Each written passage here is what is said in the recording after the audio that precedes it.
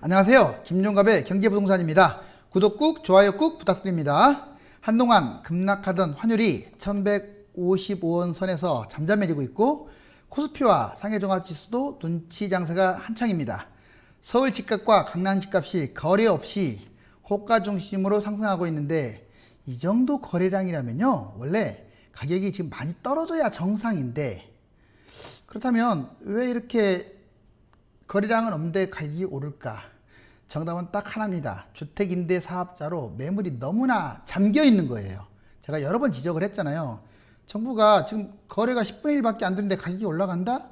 이건 살려고 하는 사람도 거의 없는 건데 그 주택임대사업자에 혜택을 주겠다고 해가지고 막 거기에 지금 너무 많이 지금 몰려 있는 거예요. 또 특히 강남 같은 경우는 뭐 합법이든 불법이든 부담부증이 있잖아요. 전세 끼고 하는 거. 이게 너무 판을 칩니다. 정부는 강력하게 대응을 해야 돼. 그 부분에 대해서. 폐지해도 돼요. 왜 서울에다가 주택임대 사업자. 그 길만이 서울 집값을 안착시킬 수 있는 확실한 길입니다. 그리고 저는 앞으로 이 부동산이라든가 펀드, 주식, 채권, 금, 경제 재테크 전반에 대한 모든 종류를 우리 구독자 여러분들께 제공함으로써 투자의 기회를 확대해 드리겠습니다. 선진국일수록 부동산에만 집착하지 않고요. 말씀드린 그런 곳들에 투자 영역을 넓혀나가고 있기 때문에 앞으로 여러분들도 선진 시민으로서 관심을 계속 가져야 합니다. 여기 보시면 이제 채권, 오늘은 생소한 것 같지만 이 채권에 대해서 말씀드릴게요. 냉정하게 말하면 이 채권이요, 은행 예금이라든가 또는 뭐 주식하고는 비교도 안 되고요. 그런 것들보다 수익률이 훨씬 높습니다. 그런데 왜 못하느냐? 어렵게 느껴지니까 못하는 거예요. 사실상 그렇게 어려운 것도 아닌데 오늘은 좀 전반적인 결과를 한번 훑어볼게요. 여기 보시면 채권, 전체적으로 보면 채권 수익률이 상당히 다들 높아요. 이게 채권의 어떤 예시고, 채권이 뭐냐? 정부 공공기관, 특수법인과 주식회사 형태를 갖춘 사적 기업이 일반 대중 투자자들로부터 비교적 장기의 자금을 조달하기 위해 발행하는 일종의 차용 증서죠. 채권의 종류 한번 짚어볼까요? 오늘 제가 이 채권에 대해서 모든 거라고 했잖아요. 여러분들께 알기 쉽게 설명을 해드릴 거예요. 이 용어가 조금 어렵다고 하더라도 왜 이렇게 어려워 그렇게 생각하실 필요 없습니다.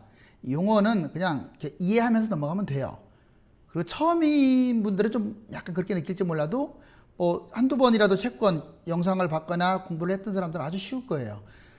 발행 주체에 따라서 국채, 지방채, 특수채, 금융채, 회사채 이렇게 5가지로 나뉘어요.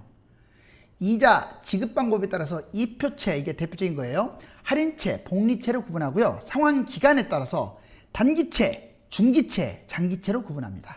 모집 기간에 따라서 사모채, 국모채, 보증 유무에 따라서 보증채, 무보증채로 구분합니다. 그러니까 어떤 기준이 좀 각각 다 다르죠. 채권 발행 주체, 이제 하나씩 한번 훑어볼까요? 주체에 따라서 5개로 나눈다고 했는데, 먼저 국채. 국채는 정부가 발행한 채권을 국채라고 하는 거예요. 근데 국기 동의를 얻습니다. 정부가 지급 보증하고 신용도가 높아요. 채권 시장 어떤 중심이면서 기준금리 역할도 해요. 국채 전문 딜러, PD, 경쟁 입찰에 발행되는 국고채, 위평채, 그 다음에 첨가 소환 방식으로 발행되는 국민주택 1종, 2종, 국채의 구분은 이 3가지로 구분이 됩니다. 그냥 정부가 발행하는 건데 뭐 이런 것들이 있다. 지방채입니다.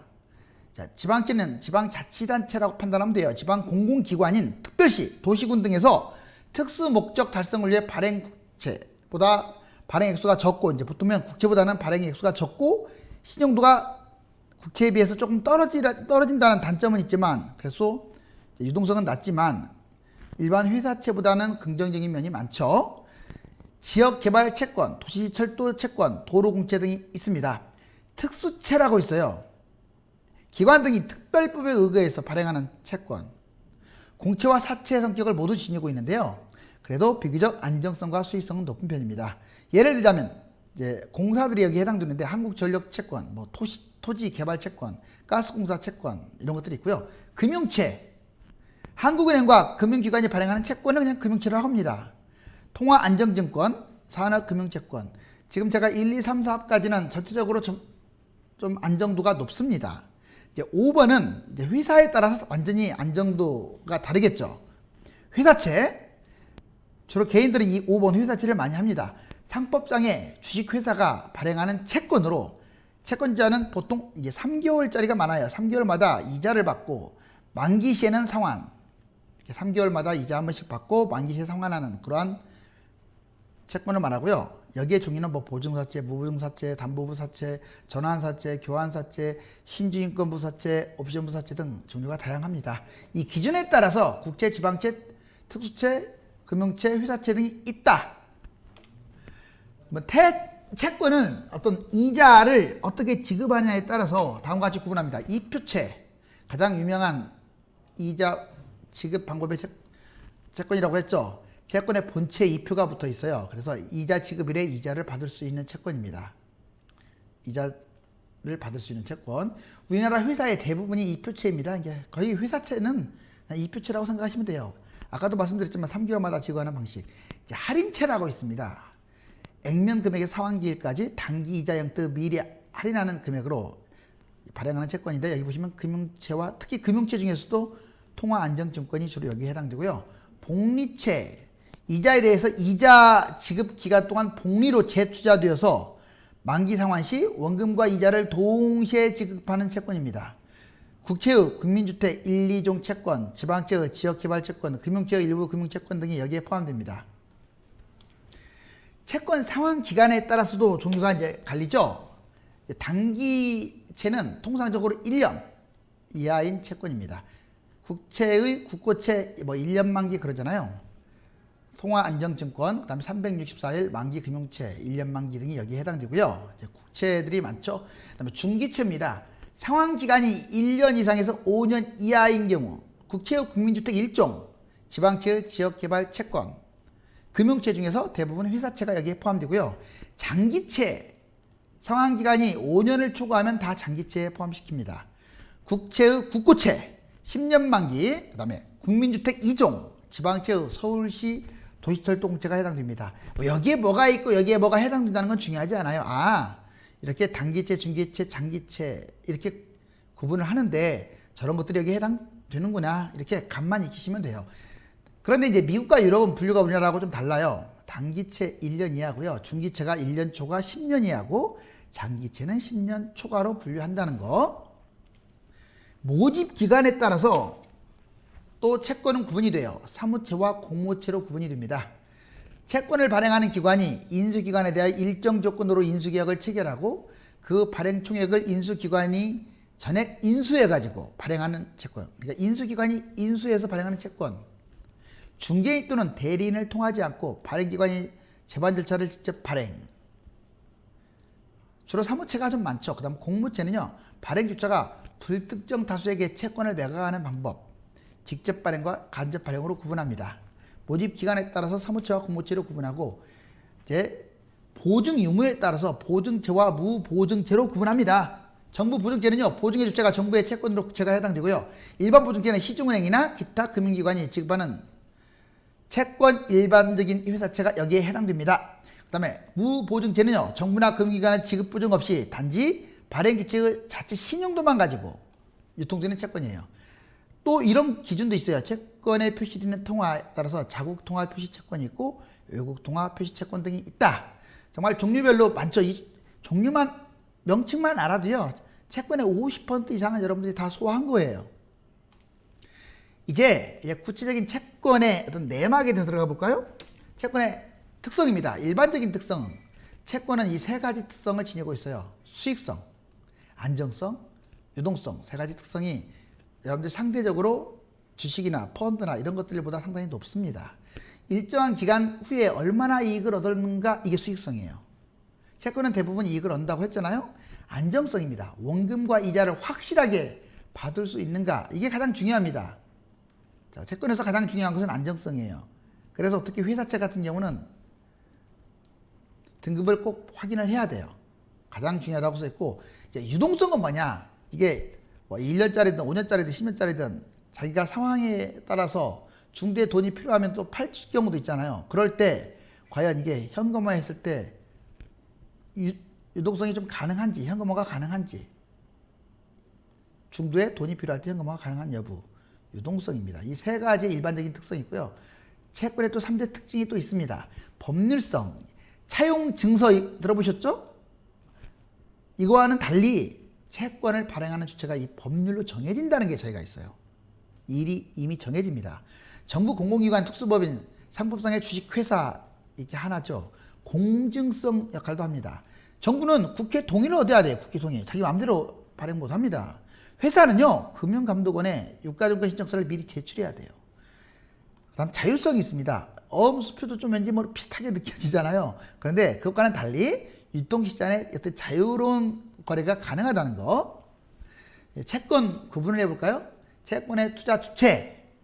그렇다면 누가 주로 채권에 투자하는지. 먼저 채권의 구분. 신용등급이 없는 채권, 국채, 지방채, 통화채 등은 한국은행이 발행한 채권, 이런 것들은 주로 이제 우리나라 자체에서는 신용등급을 매기지 않고 신용물, 크레딧물이라고도 하는데 공사채, 회사채, 은행채, 여돈채, 카드채와 캐피탈채는 신용등급을 매깁니다. 다만 이제 국가적으로 글로벌화 했을 때는 신용등급이 무디스사라든가 S&P사에서 신용등급에 따라서 또 국가 신용등급을 매기기도 하죠. 그 다음에 채권 투자 주체.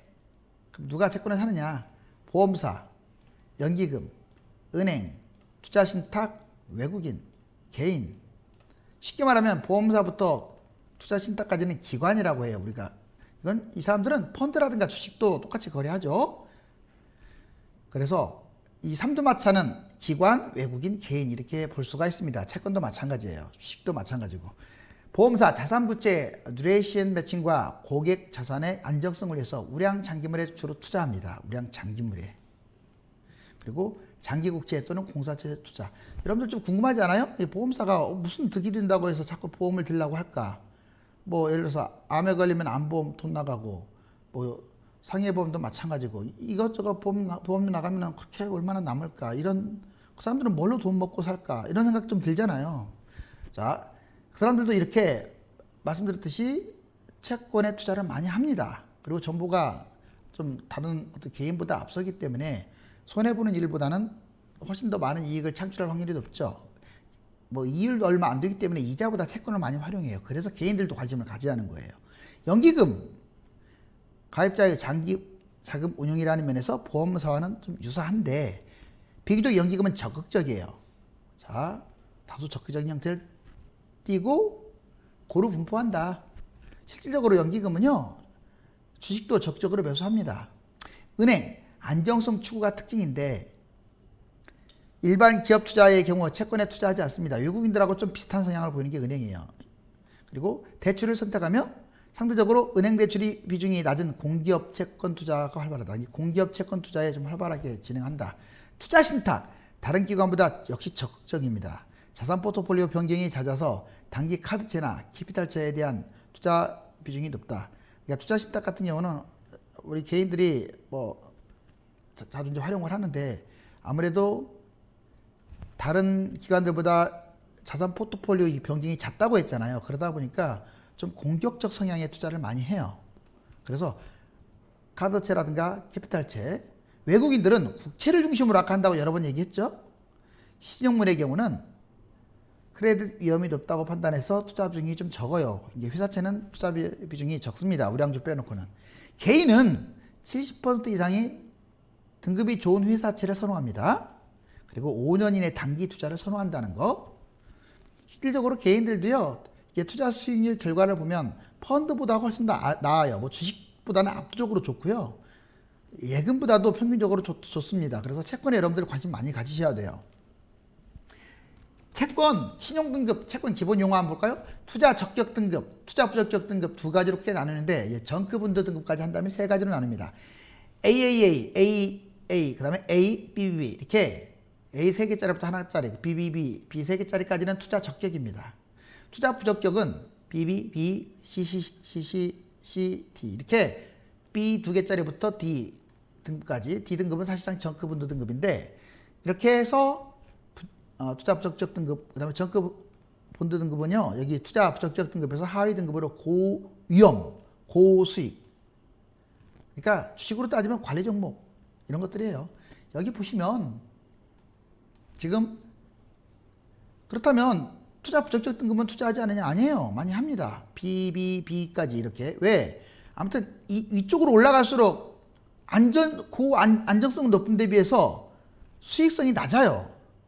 또 이쪽은 안정성은 떨어진 데 비해서 부적격은 수익이 높기 때문에 채권을 많이 투자해 본 사람들은 B단계, C단계, CCC까지는 많이 투자를 합니다. 채권 기본 용어, 표면 이율과 만기 수익률인데 글자 그대로 표면 이율은요, 채권 겉면에 기재된 이율을 말합니다. 발행 시점이 결정되는 거죠. 만기 수익률은 만기가 됐다는 뜻이고요. 자, 이번에 채권 투자 위험성과 기대치를 같이 한번 알아보자고요. 먼저 위험성부터 볼까요? 어떤 면에서 위험한지. 채권은요, 가격 변동이 위험합니다. 이게 이자, 이게 금리하고도 상당히 밀접한 관계가 있다 보니까 이게 움직일 수밖에 없어요. 근데 이 자본주의에서 투자해서 위험이 따르지 않는 투자는 없잖아요. 고위험, 고위험인 것은 또 이익이 높습니다. 고수익입니다. 저위험은 저수익이에요. 이것은 불변의 법칙이거든요. 채권을 만기 전에 매도하는 경우, 특히 가격 변동 위험은 만기 전에, 웬만하면 만기 때 매도하는 게 좋아요, 개인은. 근데 만기 이전에 매도하는 경우 채권 금리가 상승해서 채권 가격은 하락합니다. 금리가 상승하니까 채권 가격이 하락해서 위험합니다. 그다음에 두 번째, 신용 위험일 경우, 특히 이제 회사채 같은 경우 신용 위험도가 많잖아요. 부도 위험, 부채가 적을수록, 자기 자본이 많을수록, 담보 채권 금액이 적을수록, 비유동자산의 비중이 적을수록 부도 위험은 낮아집니다. 반대로 이런 것들이 높을수록 높아지겠죠. 신용등급 하향 위험, 신용등급이 내가 샀을 때보다 더 하락했다. 이건 위험한 거죠. 당연히 신용등급이 하락하면 채권 수익률이 상승하여 채권 가격이 하락합니다. 신용 스프레드 확대 위험, 경기 침체기에는요, 기업의 부도 등으로 신용 경색이 발발합니다. 그러니까 회사채도 지금 너무 좋지 않은 것들은 좀 위험한 게, 지금 금융위기설도 솔솔 모락모락 피어오르고 있잖아요.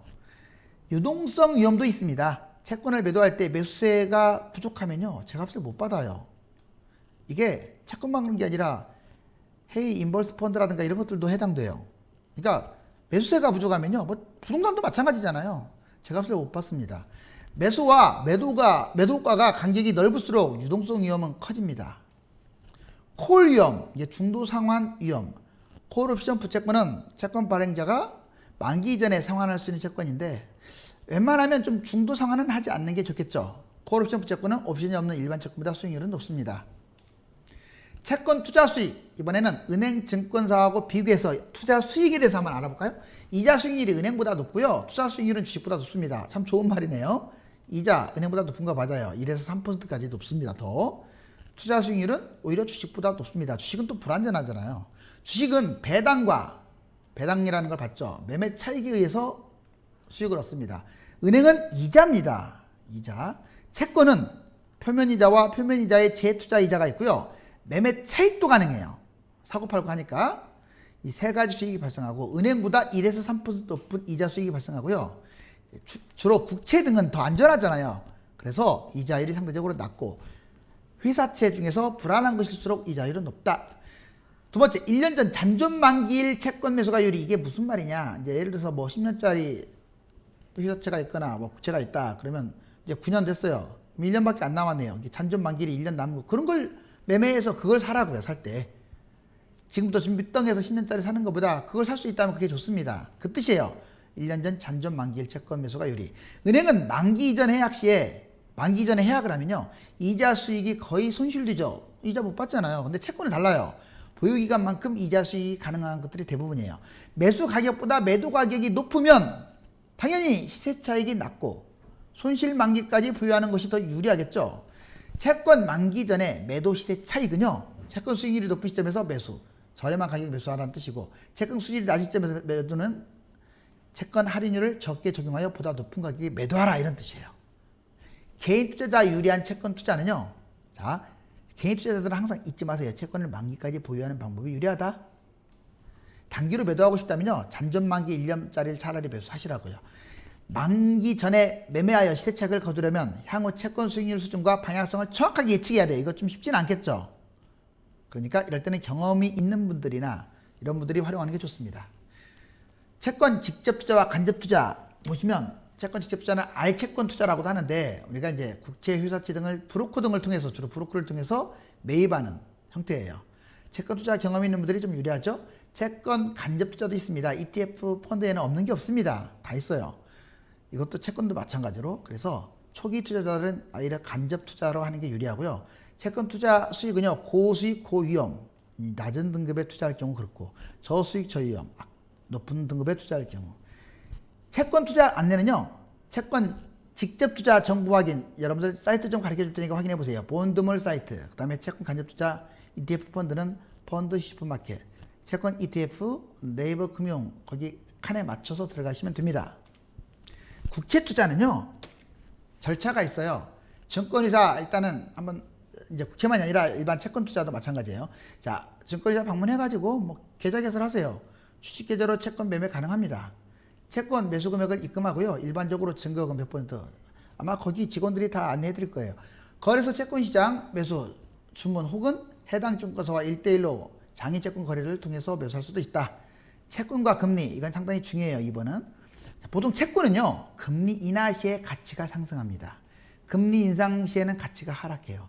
지금 이제 가치 인하가 솔솔, 지금 여러분들 금리 인하 솔솔 지금 나오고 있잖아요. 미국도 그렇고 우리나라도 그렇고. 그러니까 채권에 관심 가져야 돼요. 아직 시작한 것도 아니잖아요. 거의 100% 할 거예요. 채권 반드시 관심 가지세요. 한국 국채와 미국 국채 유망하다. 하반기 금리 인하 예상으로 국채 가치 상승 유력. 다만 이제 금융위기가 터지는 것만 조심하면 돼요. 개인 투자와 국내의 채권 금액을 봤더니 여기 보시면 진짜 개인 투자자, 제가 선진국으로 갈수록 부동산만 묶여 있는 게 아니라 뭐 주식, 펀드, 채권, 금 투자까지 다양하게 투자를 확대한다고 그랬잖아요. 2016년에서 19년 보세요. 상반기인데 갈수록 계속 올라가고 있죠. 6월 24일 현재입니다. 해외 투자도 마찬가지예요. 해외 채권 거래 금액도 지금 여기 보시면 2018년 연한색, 2019년이 지금 진한색인데 지금 반년밖에 안 지났는데 반절이 넘었잖아요. 그래서 이렇게 지금 올라가는 추세다.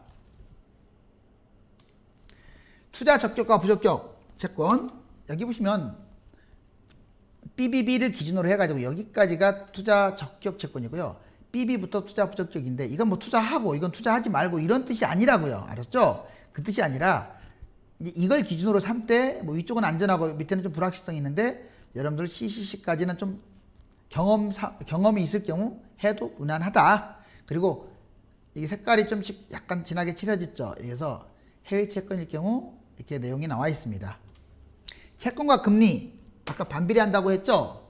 여기 보시면 이제 채권이 계속 지금 수익률이 떨어지고 있습니다. 이게 미국 거예요. 근데 여기 보세요. 오히려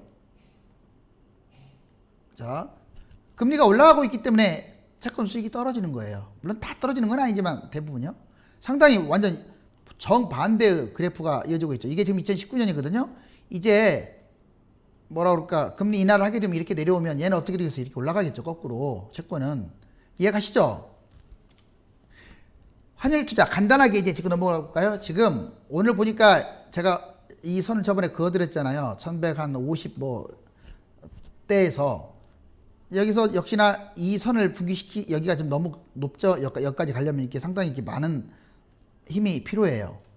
여기가 지금 분기이다 보니까 쉽게 여기까지는 떨어졌어요. 근데 여기에서는 지금 밋밋하게 하고 있어요. 특별한 변수가 없으면 여기서 왔다 갔다 하긴 할 것 같아요. 이번에 이제 그 G20 정상회담 때 내용이 좀 중요합니다. 그래서 당분간 여기서 보합인데 일단 나는 좀 싸게 매수하고 싶다. 1140도 가십권입니다. 이때 잡으시면 돼요. 아니면 나는 뭐 장기적이니까 지금 잡아야겠다 해도 괜찮아요. 코스피 지수 거의 연동하죠. 자, 여기 보시면 지금 2100을 돌파해서 2200은 아직 돌파 못했고요. 여기가 2265선이에요. 그럼 2200선 여기 보면 여기서 이제 맴돌 겁니다. 여기가 이렇게 치고 올라가려면요, 뭐 이전 고점도 마찬가지 치고 올라가려면 미중 무역 전쟁 또는 중국의 금융위기, 우리나라 금융위기, 이런 어떤 글로벌 금융위기 징조가 없어야 돼요. 그런데 지금은 아마 쉽지 않을 겁니다. 올라가기는 밑으로 떨어질 가능성이 커요. 신저가 찍으면서. 역시 상해 종합지수도 우리나라 지수하고 거의 흡사해요. 고점만 본다면, 만약에 금융위기 설이 없고요, 그런다면 이건 무조건 잡아야 돼요. 그래프상으로는. 기술적 분석상으로는 뭐 떨어져봤자 여기 최저 2,000대고 뭐 그렇잖아요. 2,000 지금 3,000 좀 무너졌는데 이거고 올라가면 여기까지 가는데요. 맞죠 제 말이? 근데 지금은 금융위기 문제가 있기 때문에 잘 가야 여기 3,600하고 못 가면은요 바닥을 몰라요. 그래서 투자하지 말라는 거예요. 여러분들 특히 인버스 같은 경우 그렇다고 해서 올라가지는 않기 때문에 펀드 투자도 안 좋아요. 주식 투자는 말할 것도 없고요. 자 이제 금값 추이 보겠습니다. 제가 예전에 이런 말 했죠. 이제 금값 여기 지금 최고는 뭐 1g당 68,311.47원 이렇게 나와 있는데 여기 꼭지 자 지금 2017년 2016년 때 어떤 여기 보시면 이 선을 좀 돌파했어요. 그때 쌍벽을 이뤘다고 했잖아요. 여기 그 앞에를 보세요. 뭐 걸리는 게 없어요. 그 다음 꼭지점이 여기에요. 여기 59,151 지금 여기서 왔다 갔다 하는데 상당히 아직도 크죠. 여기까지 왔잖아요. 지금 5만 한 1,000, 2,000 가까이. 그런데 제가 보기에는 걸릴 것이 없기 때문에 아마 좀 횡보하다가 또 여기까지 치고 올라갈 가능성이 커요. 금은 전망이 진짜 밝아요. 금융위기설이 있기 때문에 그래요. 만약 금융위기설이 나온다면 여기 더 돌파하겠죠. 여기도. 추락. 또 고점 대비해서 상대적으로 이 저점 보세요. 저점에 비해서 현재 금값은 상대적으로 낮아요. 물론 단기적으로는 좀 많이 올라온 부담이 있습니다. 그렇지만 장기적으로 긍정적이다. 투자는 타이밍입니다. 부동산, 달러, 펀드, 금, 채권, 주식으로 번갈아 수익을 내면 여러분들 어떻겠습니까? 좋겠죠? 여기 보시면 홍진영이 지금 배터리를 부르고 있어요.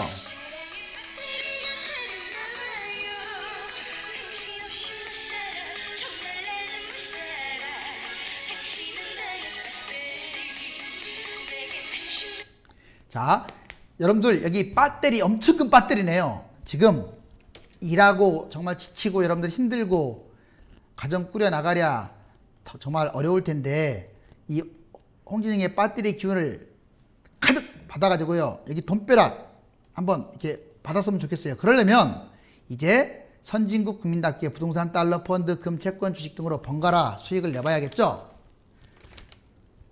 미국과 중국의 무역전쟁, 북한의 문제, 그리고 우리나라의 어떤 경제, 금융위기, 중국의 경제, 금융위기 등이 아마 계속 뉴스 화제로 떠오르면서요. 2025년까지는 뜨거운 감자가 지속될 것입니다. 투자 자산은요. 부동산에서 환율, 펀드, 금융 이런 것들을 확대하는 경향이 있으니까 이제 여러분들은 이 투자 자산을 확대하는 길만이 앞으로 미래의 새로운 수입원을 창출할 수 있다. 그렇게 어려운 거 아니에요. 조금만 공부하면요. 얼마든지 안전하면서 수익률을 높일 수 있는 그런 투자자가 될 수가 있습니다. 다음 시간에 보다 알찬 컨텐츠를 뵙겠습니다. 감사합니다.